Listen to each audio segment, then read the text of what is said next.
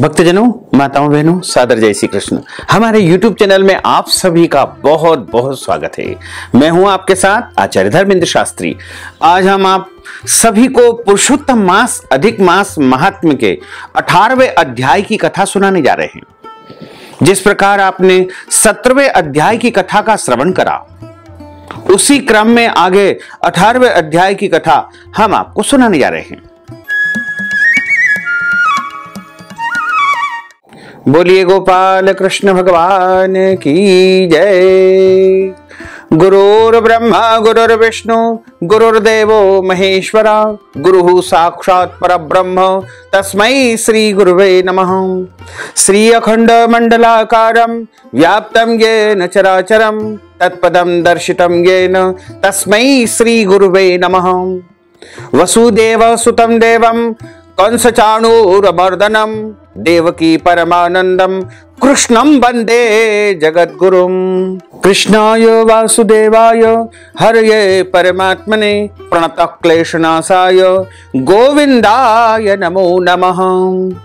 सच्चिदानंद रूपाय विश्वोत्पत्त्यादि Hathaway तापत्रय विनाशाय श्री कृष्णाय वयं नुमः। यं प्रव्रजन्तमनुपेतमपेत कृत्यं द्वैपायनो विरह कातर आजुहाव। पुत्रेति तन्मयतया तर्वोभिने दुस्तं सर्वभूत हृदयं मुनिमानतोऽस्मि। बर्हा पीडं नटवर वपुः कर्णयो कर्णिकारं बिभ्रद्वास कनक कपीशं वैजयन्तीं च मालां। रन्ध्रान् वेणोर्धर सुधया पूरयन् गोपवृन्दैः वृन्दारण्यं स्वपदरमणं प्राविशत गीतिकीर्तिः। प्राविशत गीतिकीर्तिः। करारविन्देन पदारविन्दं मुखारविन्देन विनिवेशयन्तीं वटस्य पत्रस्य पुटेशयानं बालं मुकुन्दं मनसा स्मरामि। कस्तूरी तिलकं ललाटपटले वक्षस्थले कौस्तुभं नासाग्रे वरमौक्तिकं करतले वेणुः करे कङ्कणं। सर्वाङ्गे हरिचन्दनं सुललितं कंठे च मुक्तावलिं गोपस्त्री परिवेष्टितो विजयते गोपाल चूड़ामणिं। फुल्लेन्दीवरकान्तिमिन्दुवदनं बर्हावतं सप्रियं श्रीवत्साङ्कमुदार कौस्तुभधरं पीताम्बरं सुन्दरं। गोपीनां नयनोत्पलार्चिततनुं गोगोपसंघावृतं गोविन्दं कलवेणुवादनपरं दिव्यांगभूषणं भजे। जय जय श्री राधारमण, जय जय नवल किशोर, जय गोपी चित चोर प्रभु, जय जय माखन चोर। मात मेरी श्री राधिका, पिता मेरे घनश्याम, इन दोनों के चरणन में मेरा बारंबार प्रणाम, मेरा बारंबार प्रणाम, मेरा बारंबार प्रणाम। मोहिनी मूरत श्याम की वो मन रही समाय, जो मेहंदी के पात में लाली रही समाय। धन यौवन एक दिन उड़ जाएंगे जैसे उड़े कपूर, मन मूरख तू राम भज क्यों चाटे जग धूर। राम कृष्ण दो एक है अंतर नहीं निमेष, इनके नयन गंभीर है उनके चपल विशेष। राधे तू बड़ भागिनी कौन तपस्या कीन, तीन लोक तारण प्रभु सो तेरे अधीन। बोलिए श्री वृंदावन बिहारी लाल की जय, श्री लक्ष्मी नारायण भगवान की जय, श्री गिरिराज धरण की जय, श्री गोवर्धन नाथ भगवान की जय, श्री श्याम सुंदर यमुने महारानी की जय, जगत गुरु श्री वल्लभाधीश की जय, श्री गुसाई जी परम दयाल की जय, श्री गुरुदेव की जय, लाडले लाल की जय, आज के आनंद की जय। पुरुषोत्तम मास अधिक मास जो कि प्रत्येक 3 वर्ष में आता है, वो यह महीना साक्षात नारायण का स्वरूप माना गया है। भगवान श्री कृष्ण ने गोलोक धाम में पुरुषोत्तम माह को वरदान दिया है कि जिस प्रकार मेरे अंदर भक्तों को आशीर्वाद देने की, वरदान देने की शक्ति है, उसी प्रकार सारी की सारी शक्तियां तुम्हारे अंदर भी समाहित रहेगी। इसलिए पुरुषोत्तम माह में जो भगवान से जो जो भी कामना करता है, जो जो भी इच्छा करता है, जो जो भी मांगता है, वह प्रभु उसे तुरंत प्रदान कर देते हैं। यदि आपके जीवन में कोई भी इच्छा हो, मनोकामना हो, तो आप भगवान पुरुषोत्तम से इस महीने प्रार्थना करके, कथा का श्रवण करके, नियम का पालन करके जरूर मांग लेना। वो वस्तु, वो इच्छा आपकी जरूर पूर्ण हो जाएगी। इसमें किसी भी प्रकार का कोई संशय नहीं है। तो पुरुषोत्तम मास के 18वें अध्याय की कथा अब हम प्रारंभ करने जा रहे हैं। कल हम सभी ने पुरुषोत्तम माह के 17वें अध्याय की कथा का श्रवण किया। अब इसी क्रम में हम सभी अब 18वें अध्याय की कथा में प्रवेश करेंगे। नारद जी बोले, हे तपोनिधे। उसके बाद साक्षात भगवान वाल्मीकि मुनि ने राजा दृढ़धनवा को क्या कहा, सो आप कृपा करके कहिए। श्री नारायण कहते हैं कि वह राजर्षि दृढ़धनवा अपने पूर्व जन्म का वृत्तांत सुनकर के आश्चर्य करता हुआ मुनि श्रेष्ठ वाल्मीकि मुनि से प्रश्न करता है, उनसे पूछता है। राजा दृढ़धनवा बोला कि हे ऋषिवर, हे ब्राह्मण, आपके नवीन नवीन सुंदर अमृत के समान वचनों को बारंबार पान कर भी मैं तृप्त नहीं हुआ, इसलिए पुनः उसके बाद का वृत्तांत मुझे कहिए कि उसके बाद क्या हुआ। वाल्मीकि ऋषि बोले, हे जगतीपते, इस प्रकार उस ब्राह्मण के विलाप करते समय गर्जना से दशों दिशाओं को गुंजित करता हुआ असमय में होने वाला मेघ आया, यानी बादल आया। पर्वतों को कपाने के समान तीक्ष्ण स्पर्शों वाला वायु बहने लगा और बिजली अनन्य चमकती हुई अपनी आवाज से दशों दिशाओं को पूर्ण करती हुई गुंजायमान होने लगी। इस तरह 1 महीने तक वर्षा हुई और वर्षा के जल से पृथ्वी भर गई, परंतु पुत्र शोक रूपी अग्नि के ताप से संतप्त वह ब्राह्मण कुछ भी नहीं जान सका। न तो जलपान किया उसने, न भोजन किया, यानी भोजन और अन्न सबका त्याग कर दिया। बस केवल एक ही बात उसके मन में सता रही थी, हे पुत्र, हे पुत्र। इस प्रकार कह करके विलाप करते हुए उस ब्राह्मण का 1 माह व्यतीत हो गया। वह श्री कृष्णचंद्र का परम प्रिय पुरुषोत्तम मास था, अधिक मास था, जो कि उसने बिना जल के, बिना भोजन के, केवल पुत्र के शोक में ही व्यतीत कर दिया। अनजाने में ही उस ब्राह्मण के द्वारा पुरुषोत्तम माह का सेवन हो गया, व्रत हो गया, उपवास हो गया। उस पुरुषोत्तम मास के सेवन से अत्यंत प्रसन्न नूतन मेघ के समान श्याम वर्ण वनमाला से भूषित भगवान श्री हरि नारायण स्वयं प्रकट हो गए। जगत के नाथ हरि भगवान के प्रकट होने पर मेघ समूह अदृश्य हो गए, यानी गायब हो गए। उस ब्राह्मण ने पुरुषोत्तम श्री कृष्णचंद्र को देख करके दर्शन होने के साथ ही गोद में लिए हुए पुत्र के शरीर को जमीन पर रख करके अपनी पत्नी के साथ वह ब्राह्मण भगवान श्री कृष्ण के चरणों में दंडवत नमस्कार करने लगा, साष्टांग प्रणाम करने लगा।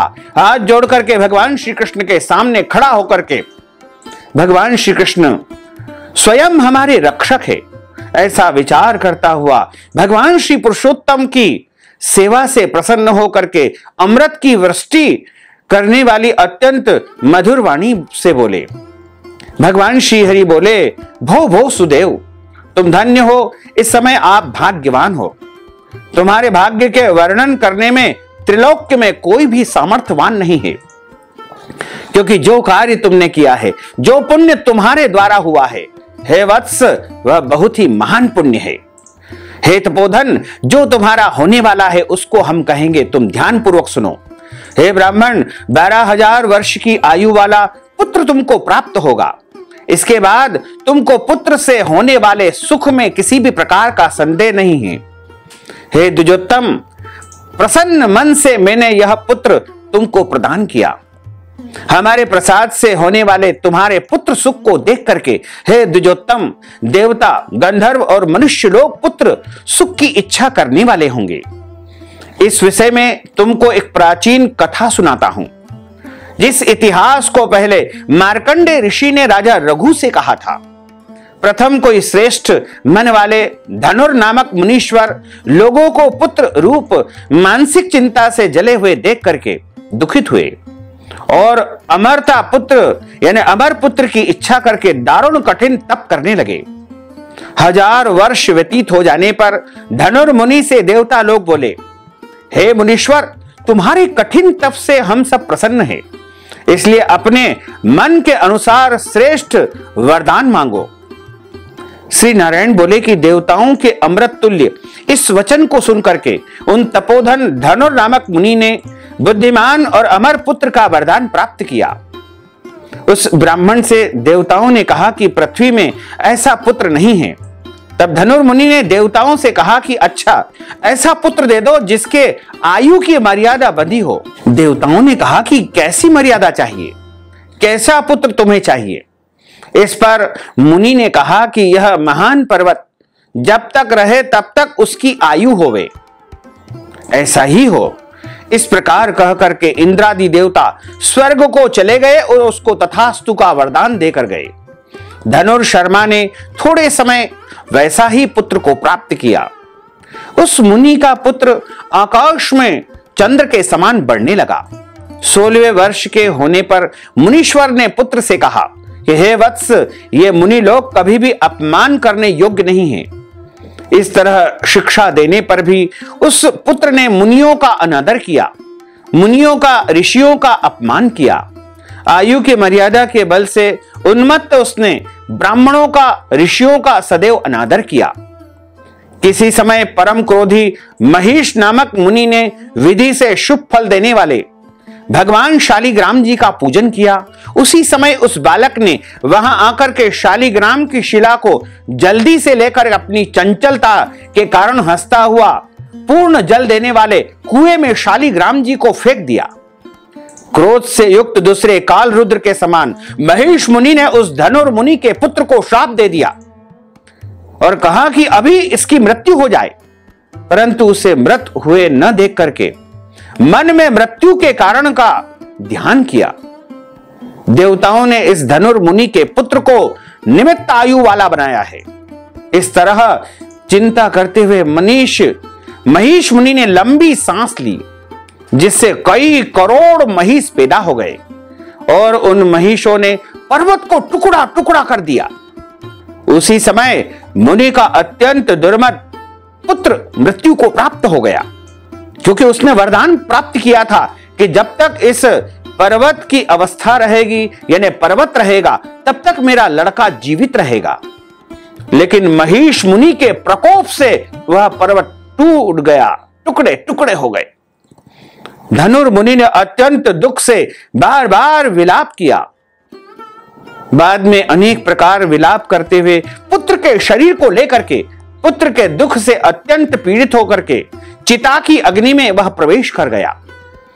इस प्रकार हठ से पुत्र प्राप्त करने वाले कहीं भी सुख को प्राप्त नहीं कर पाते हैं। हे तपोधन, गरुड़ जी ने यह जो पुत्र दिया है, इससे संसार में तुम प्रशंसनीय पुत्रवान होंगे। हे अनघ, मैंने प्रसन्न होकर के पुरुषोत्तम के महात्म्य से इस पुत्र को चिरस्थायी किया है। यह तुमको सुख देने वाला होगा।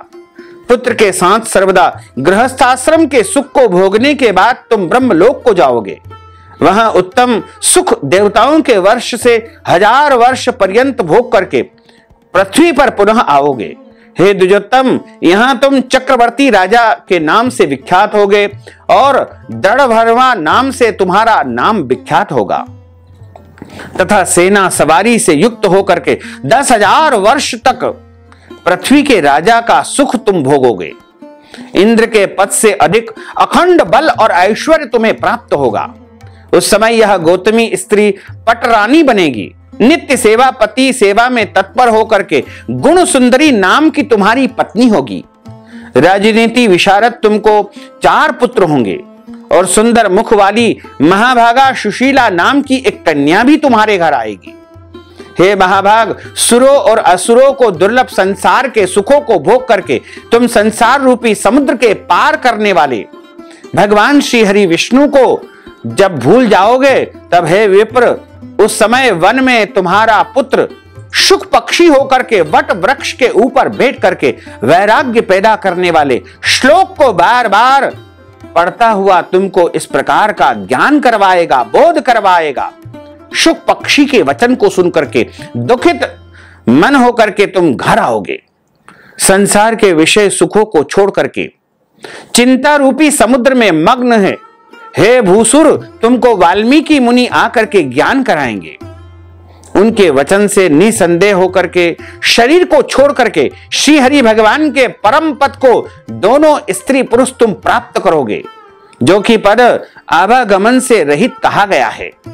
इस प्रकार महाविष्णु श्री हरि के कहने पर वह ब्राह्मण बालक उठ खड़ा हुआ।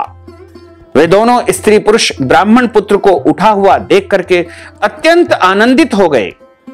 सब देवता लोग भी संतुष्ट होकर के आकाश मंडल से पुष्पों की वर्षा करने लगे। शुकदेव ने श्री हरि को और माता पिता को प्रणाम किया। उस ब्राह्मण को पुत्र के साथ देख करके गरुड़ जी भी अत्यंत प्रसन्न हुए। उस समय चकित हुआ ब्राह्मण ने श्री हरि भगवान को नमस्कार किया और हाथ जोड़ करके हृदय में होने वाले संदेह को दूर करने के लिए हर्ष के कारण गदगद वचन से भगवान जगदीश्वर से वह ब्राह्मण बोला, हे हरि, मैंने 4000 वर्ष लगातार कठिन तपस्या की थी। उस समय मेरे को आपने वहां आकर के जो कठोर वचन कहा, हे वत्स, हमने अच्छी तरह देखा है। इस समय तुमको निश्चय पुत्र नहीं है। हे हरि, उस वचन का उल्लंघन करके मेरे मृतक पुत्र को आपने जीवित करने का क्या कारण है? सो आप कृपा करके मुझे सुनाइए, क्योंकि उस समय तो आपने कहा था कि मेरे भाग्य में पुत्र नहीं है। फिर आपने मेरे पुत्र को अल्पायु दे दी और अल्पायु वाला पुत्र मर गया। फिर मैंने जो है ऐसा कोई काम किया जिसके कारण मेरा यह पुत्र पुनः जीवित हो गया और आपने इसको आयु का वरदान भी दे दिया। यहां पर अधिक मास पुरुषोत्तम मास के 18वें अध्याय की कथा का समापन होता है। श्री बृहन्नारदीय पुराणे पुरुषोत्तम मास महात्म्ये 18 अध्यायः। श्री कृष्णार्पणमस्तु। बोलिए श्री कृष्णचंद्र भगवान की जय। अच्युतम केशवम राम नारायणम कृष्ण दामोदरम वासुदेवम हरे श्रीधरम माधवम गोपिका वल्लभम श्री जानकी नायकम श्री रामचंद्रम भजे जानकी मनोहरम सर्वलोक नायकम श्री शंकरादि सेवितम पुण्य नाम कीर्तनम श्री राम राम राम राम राम राम तायकम राम कृष्ण वासुदेवा भक्ति मुक्तिदायकम राम कृष्ण वासुदेवा भक्ति मुक्तिदायकम हरे राम राम राम हरे हरे हरे कृष्ण कृष्ण कृष्ण हरे हरे श्री कृष्ण गोविंद हरे मुरारे हे नाथ नारायण वासुदेवा हे नाथ नारायण वासुदेवा हे नाथ नारायण वासुदेवा हे नाथ नारायण वासुदेवा हे नाथ नारायण वासुदेवा। बोलिए श्री लक्ष्मी नारायण भगवान की जय। श्री वृंदावन बिहारी लाल की जय। गोपाल कृष्ण भगवान की जय। श्री गिरिराज धरण की जय। श्री गोवर्धन नाथ भगवान की जय। श्री बाल कृष्ण लाल की जय। श्री श्याम सुंदर यमुने महारानी की जय। जगत गुरु श्री वल्लभाधीश की जय। श्री गुसाई जी परम दयाल की जय। श्री गुरुदेव की जय। लाडले लाल की जय। आज के आनंद की जय। धर्म की जय हो, अधर्म का नाश हो, प्राणियों में सद्भावना हो, विश्व का कल्याण हो। सनातन धर्म की जय हो, गौ माता की जय हो, नगर बस्ती की जय हो। आज के आनंद की जय हो, कल के आनंद की जय हो, परसों के आनंद की जय हो, बरसों बरसों के आनंद की जय हो। ओम नमः पार्वती पते हर हर महादेव हर। जय जय श्री राधे श्याम। भक्तजनों, माताओं, बहनों, आप सभी से अनुरोध है कि इस ज्ञानवर्धक वीडियो को अधिक से अधिक लोगों को शेयर करिएगा, लाइक करिएगा, कमेंट करिएगा। और यदि अभी तक आपने सब्सक्राइब नहीं किया है तो अभी और इसी समय हमारे और आपके इस YouTube चैनल को सब्सक्राइब कर लीजिए, ताकि इसी प्रकार की ज्ञानवर्धक वीडियो आपको सबसे पहले प्राप्त हो सके। आपको और आपके पूरे परिवार को सादर जय श्री कृष्ण, सादर धन्यवाद।